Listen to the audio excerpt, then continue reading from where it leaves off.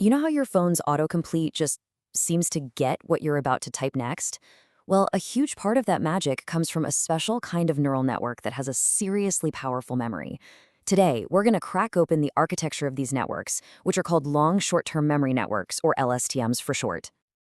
Now, to really appreciate why LSTMs are such a game changer, we first have to understand the problem they were built to solve. And it all starts with their predecessor, the Standard Recurrent Neural Network, or RNN. You see, RNNs were pretty good at handling sequences of data, but they had a massive Achilles heel, a terrible long-term memory. As they chugged along through long sequences, their ability to learn from stuff that happened way back at the beginning would just fade away. This is what's known as the vanishing gradient problem. Just think of a gradient as a little correction signal, a note passed backward through the network saying, hey, you messed up back there. In a long sequence, that note would turn into a whisper, and then nothing. The network just couldn't learn from its earliest mistakes. But what if a network could be smarter? What if it could learn what to remember and, just as importantly, what to forget? That's the core idea that led to a totally groundbreaking new architecture. So let's check out the really elegant solution they came up with to fix this memory problem. And enter the long short-term memory network.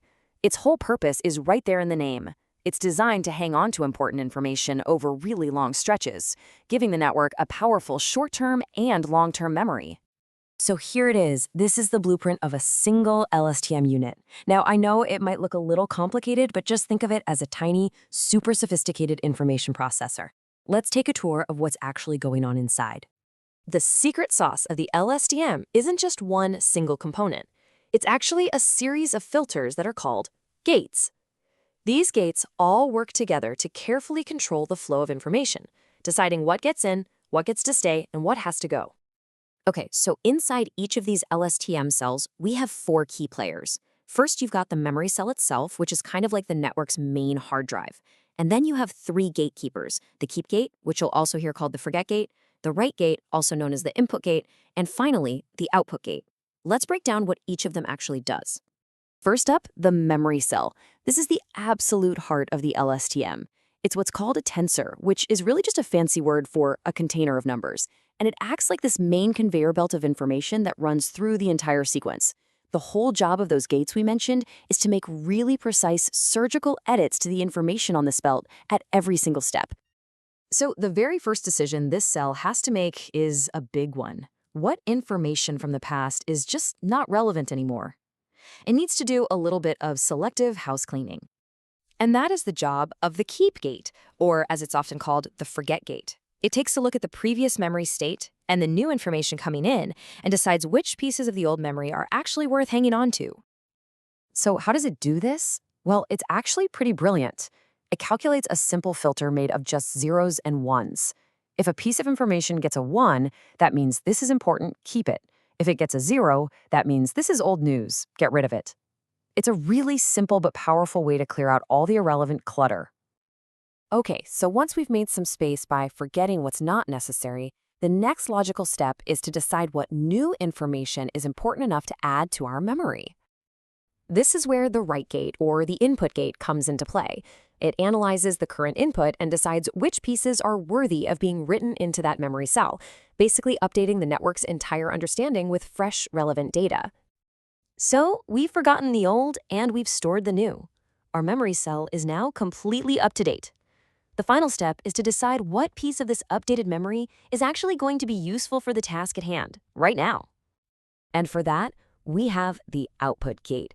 It takes that newly updated memory cell, runs it through one last filter, and then produces the final output for that one specific time step.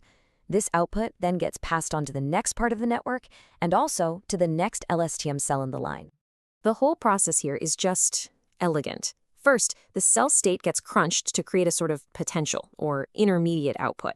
At the exact same time, a filter, that's the mask, is created to decide which parts of that output are actually important. Then, the two are multiplied together, giving us a clean, relevant final output. All right, now that we've gone through the inner workings of an LSTM cell, let's connect all of this back to that original problem we started with. Why does this whole intricate system of gates actually work so well?